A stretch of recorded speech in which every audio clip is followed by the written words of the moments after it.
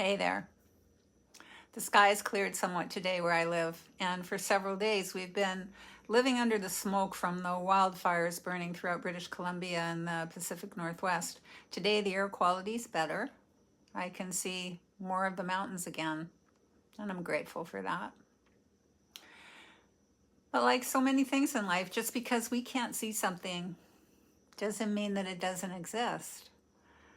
Some things come to mind along that vein, like conscious awareness. The type of conscious awareness that I'm talking about is experiential rather than a thought or thoughts. Thoughts themselves, although I can agree, sometimes they show up as very concrete pictures or as sentences in our minds. Have you ever tried to actually hold on to a thought? How about atherosclerosis? We can't normally see it.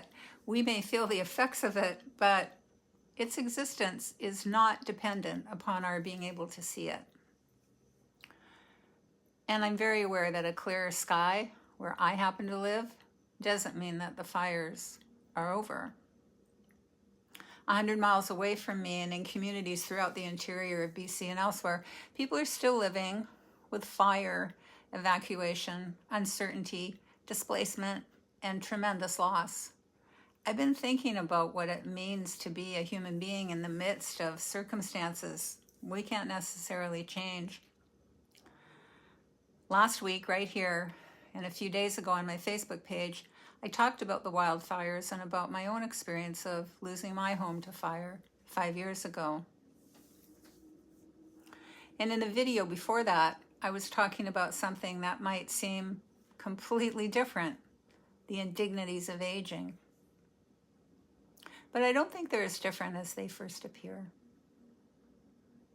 Whether we're facing a wildfire, a frightening diagnosis, the death of someone we love, changes in our bodies as we age, the ending of a relationship, financial uncertainty, betrayal, or any of the countless things that can happen in a human life, eventually we come up against something that we can't control. And when what we're experiencing is painful, we naturally want to feel better. Of course we do. If I'm frightened, I don't want to be frightened. If I'm grieving, I don't want to hurt this much. If I'm angry, anxious, overwhelmed, or feeling helpless or hopeless, I want some way of making these feelings stop. At least my caring but very primitive wired brain wants those things. And there's nothing really wrong with it wanting any of that. The difficulty comes when feeling better just isn't available. Then something else starts to happen. We start struggling not only with the original experience, but with the fact that we're having the experience at all. Now I'm frightened. I'm frightened about being frightened. I'm grieving, and somewhere along the way I begin to think I should be doing grief differently. Maybe I'm overwhelmed, and now I start wondering what's wrong with me that I can't get myself under control.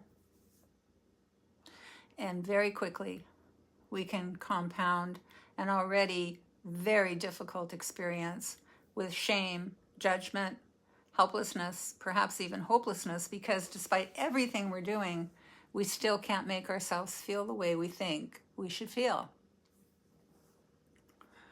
What if changing how we feel isn't always the place to begin?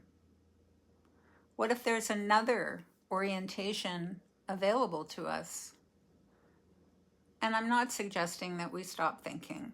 Thinking is part of being human, and I am certainly not suggesting that we stop feeling.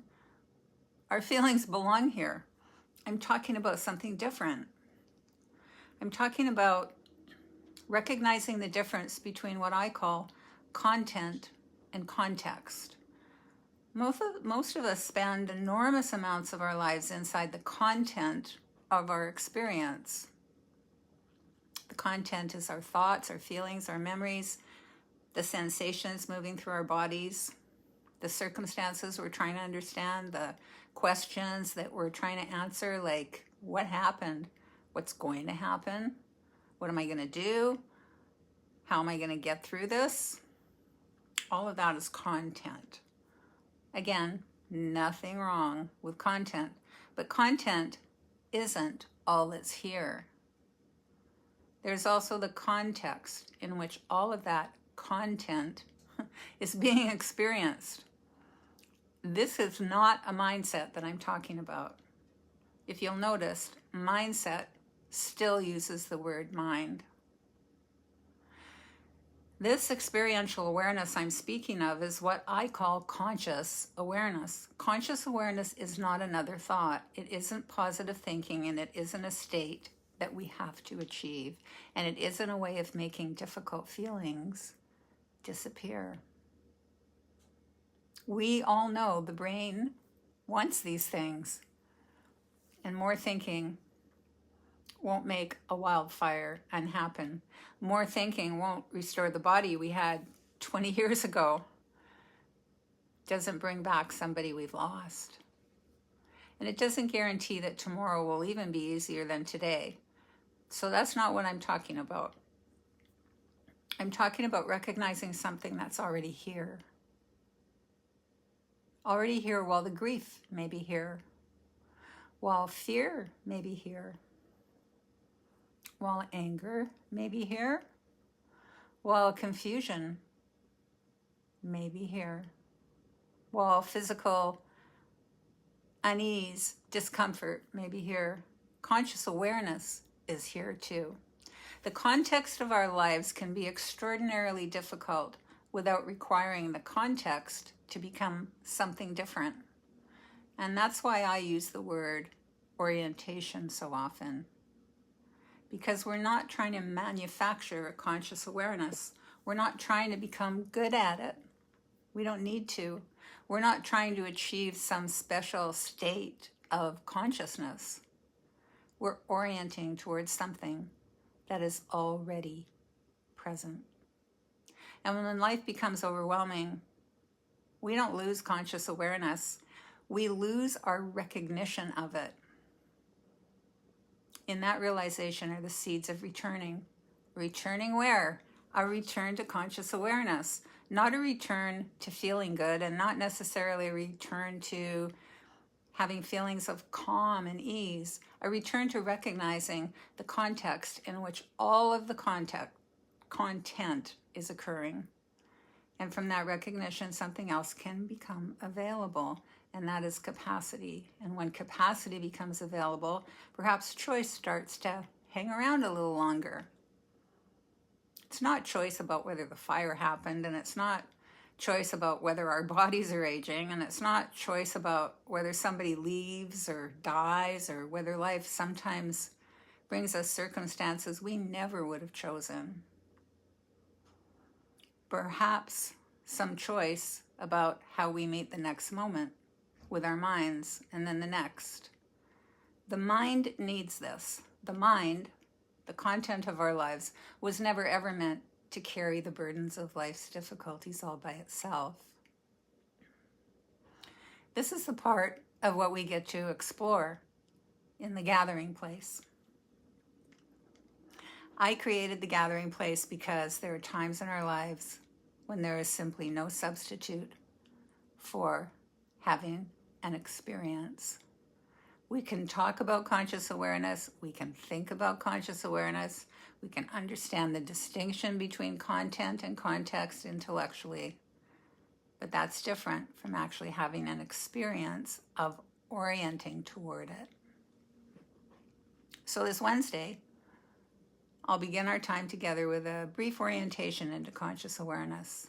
There'll be space afterwards for people to share, to listen, or simply to be present with whatever's alive for you.